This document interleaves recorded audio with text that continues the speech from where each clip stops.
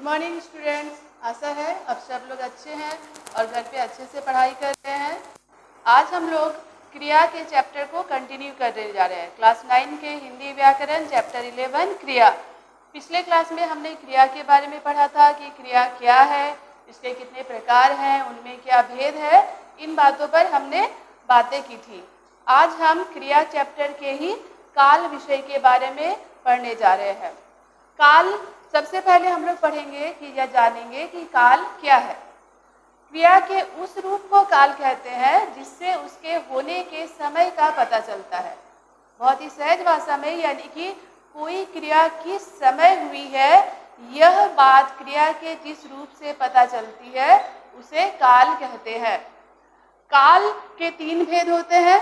पहला है भूतकाल, दूसरा वर्तमान काल और तीसरा भविष्यत काल। भूतकाल यानी क्रिया के जिस रूप से क्रिया के बीते हुए समय में होने का पता चलता है उसको भूतकाल कहते हैं।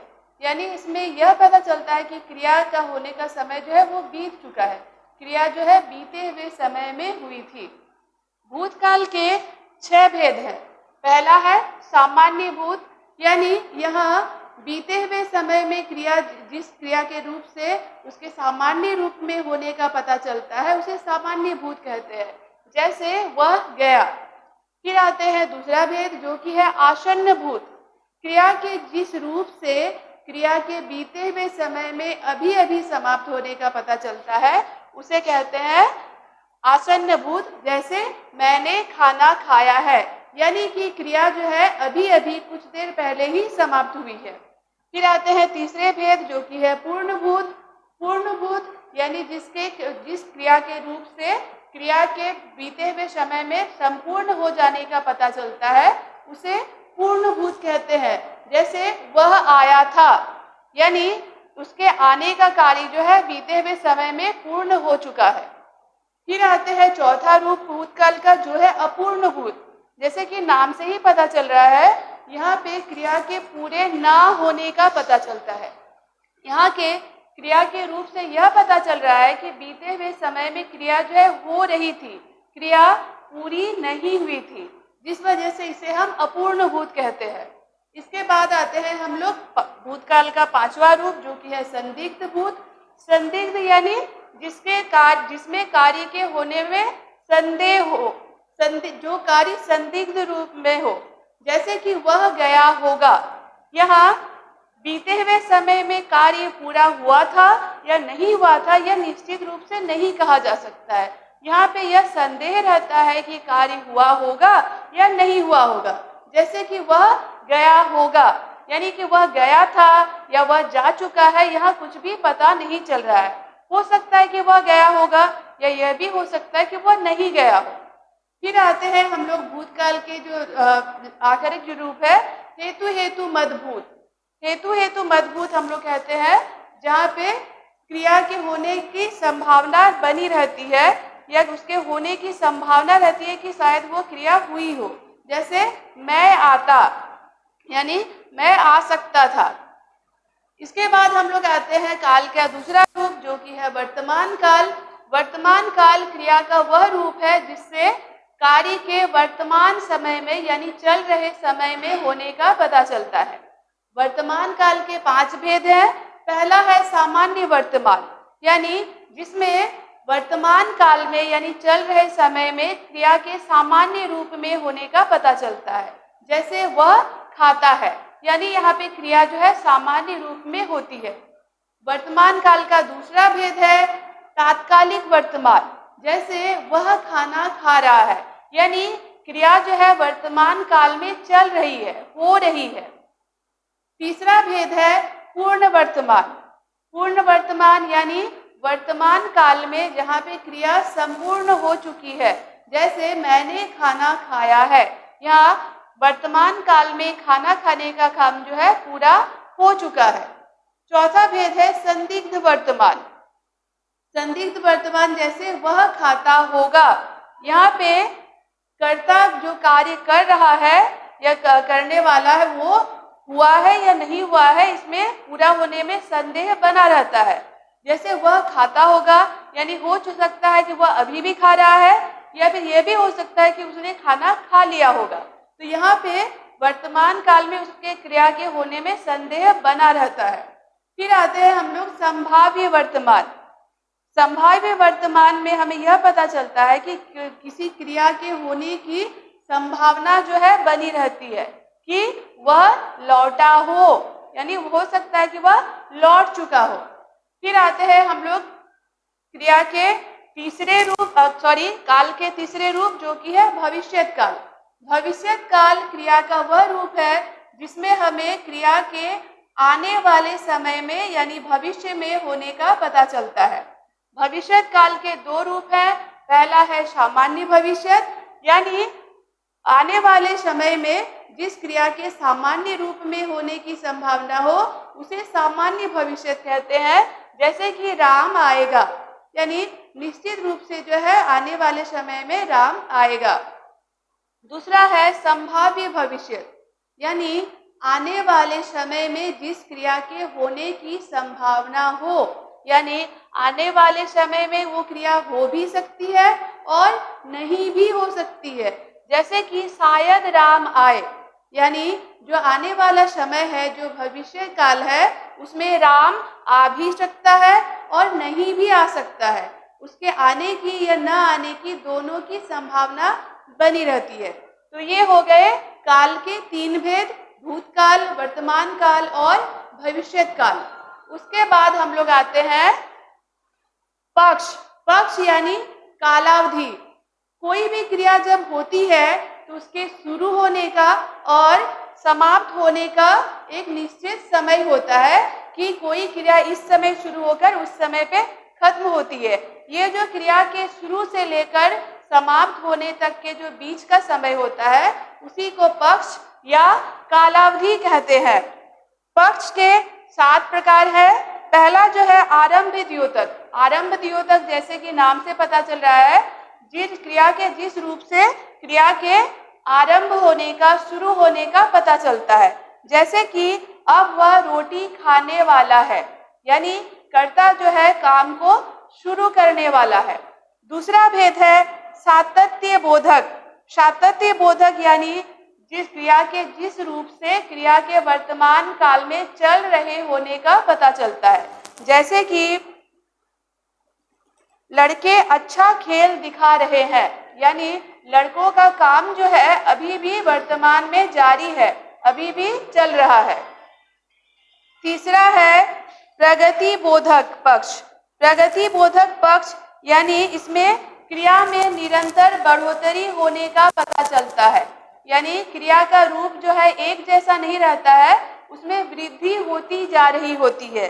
जैसे कि भीड़ बढ़ती ही जा रही है, यानी भीड़ का स्वरूप जो पहले था अब भी ऐसा नहीं है। भीड़ पहले कम थी पर अब वो भीड़ जो है बढ़ती जा रही है। पक्ष का चौथा रूप है पूर्णता बोधक पक्ष। पूर्णता बोधक पक्ष क्रिया का वह रूप है जिससे क्रिया के पूर्ण रूप से समाप्त हो जाने का पता चलता है। जैसे मैंने गीता पढ़ ली है, यानी मैंने जो है गीता पढ़ने का कार्य जो है समाप्त कर लिया है। फिर आते हैं हम लोग पांचवें रूप जो है नित्यता बोधक अपूर्ण पक्ष। इससे क्रिया के नित्य होने का बोध होता है, यानी यह क्रिया प्रतिदिन होती है पर यह क्रिया पूर्ण नहीं होती है। मतलब नित्यता बोधक पक्ष से क्रिया के उस रूप का पता चलता है जो नित्य यानी प्रतिदिन होता है पर यह क्रिया कभी भी पूरा नहीं होता है। जैसे कि सूर्य पूर्व दिशा में निकलता है। सूर्य का पूर्व दिशा में निकलना नित्य दिन का यानी हर एक दिन का कार्य है और यह कार्य कभी भी समाप्त नहीं होता है। यह हर दिन आरंभ होता है और उसके फिर से वो अगले दिन फिर से वो निरंतर होता जाता है। इसके बाद आते हैं आवृत्ति मूलक पक्ष। आवृत्ति मूलक पक्ष यानी जिसमें क्रिया सदा बनी रहती है, जो क्रिया बार बार होती है। जैसे कि श्याम स्कूल जाता है, यानी कि श्याम जो है एक दिन या एक बार स्कूल नहीं जाता है, वह निरंतर स्कूल जाता रहता है। फिर आते हैं पक्ष का जो आखिरी रूप प्रकार है वो है अभ्यास द्योतक पक्ष। अभ्यास द्योतक यानी जिसमें क्रिया के अभ्यासवश होने का पता चलता है। यानी कोई किसी क्रिया को करने का अभ्यास करता है और उस अभ्यास के रूप में ही उस कार्य को या क्रिया को करता है। जैसे कि वह प्रायः गाने सुना करता है या मोहन रोज प्रातः उठकर सैर को जाता है। यानी कि यहाँ पे कर्ता जो है कार्य को अभ्यास के रूप में करता है। फिर आते हैं हम लोग वृत्ति या क्रियार्थ। वृत्ति को ही क्रियार्थ कहा जाता है, जिसे हम लोग मन स्थिति भी कहते हैं। यानी क्रिया कर्ता जो है किसी क्रिया को किस मन स्थिति में करता है। मन स्थिति यानी साधारण शब्दों में या साधारण भाषा में जिसे हम मूड कहते हैं। यानी कोई काम हम किस मूड में या किस मन स्थिति में कर रहे हैं। मन स्थिति भी 6 प्रकार के हैं। जैसे पहला है आज्ञार्थ यानी इम्पेरेटिव मूड।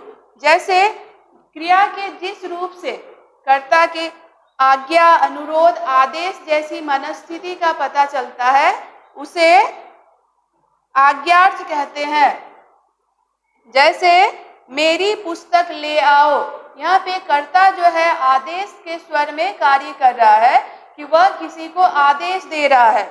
या फिर कृपया समय बताइए, यहाँ पे कर्ता किसी से समय बताने का अनुरोध कर रहा है। फिर आते हैं वृत्ति के दूसरे रूप जो है इच्छार्थ। इच्छार्थ यानी जिस क्रिया से कर्ता की इच्छा, कामना, आशीर्वाद, वरदान जैसी मन स्थितियों का पता चलता है। जैसे भगवान सबका भला करे, यहाँ पे कर्ता की इच्छा है या कर्ता की शुभकामना है कि भगवान सबका भला करे और इस मनस्थिति में जो है कर्ता ये बातें कहता है। उसके बाद आते हैं तीसरा रूप जो कि है निश्चयार्थ यानी इंडिकेटिव मूड। जिस क्रिया रूप से कार्य होने की निश्चिंतता का बोध होता है उसे निश्चयार्थ कहते हैं। जैसे मोहन कॉपी पर लिख रहा है, वह बाजार जा रहा है। यहाँ क्रियाकर्ता जो है निश्चित रूप से उस कार्य को कर रहा है, यह इस रूप से पता चलता है। फिर आते हैं संभावनार्थ यानी क्रिया का जो रूप अनुमान या संभावना आदि का बोध कराए उसे संभावनार्थ कहते हैं। जैसे संभवतः कल वर्षा हो, यानी यहाँ पे क्रिया का होना संभावना पर टिका हुआ है कि हो सकता है संभवतः कल वर्षा हो। ये हो भी सकती है और नहीं भी हो सकती है। यहाँ पे क्रिया जो है पूरी तरह से संभावना पर निर्भर करती है। फिर आते हैं पांचवा रूप वृत्ति का जो है संदेहार्थ यानी डाउटफुल मूड। क्रिया के जिस रूप से कार्य के पूरा होने का लगभग निश्चय हो परंतु थोड़ा सा संदेह भी बना हुआ हो उसे संदेहार्थ कहते हैं। जैसे बच्चे पढ़ रहे होंगे, भारत ने पाकिस्तान पर जीत पक्की कर ली होगी। यहाँ पे कार्य का होना तो निश्चित है पर फिर भी थोड़ा संदेह बना रहता है कि शायद कार्य हुआ हो या नहीं भी हो सकता है। इसके बाद आते हैं हम लोग संकेतार्थ। संकेतार्थ यानी जिस वाक्य में दो क्रियाएं इस प्रकार संयुक्त होती है या जुड़ी हुई होती है कि एक क्रिया दूसरी क्रिया के लिए कारण बनकर प्रस्तुत होती है। यानी जहाँ पे एक क्रिया का होना दूसरी क्रिया के होने पर निर्भर करता है। यानी एक क्रिया होगी तभी उस पर निर्भर करके दूसरी क्रिया पूरी होगी। जैसे पानी बरसेगा तो फसल होगी, यानी फसल के होने की जो क्रिया है वो पानी बरसने की क्रिया पर निर्भर करती है। यानी अगर पानी बरसेगा तभी फसल जो है होगी।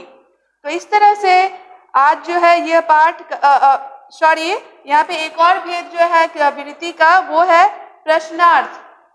प्रश्नार्थ यानी जिस क्रिया रूप में मन में जिज्ञासा या अनिर्णय की स्थिति प्रश्न के रूप में व्यक्त हो उसे प्रश्नार्थ कहते हैं।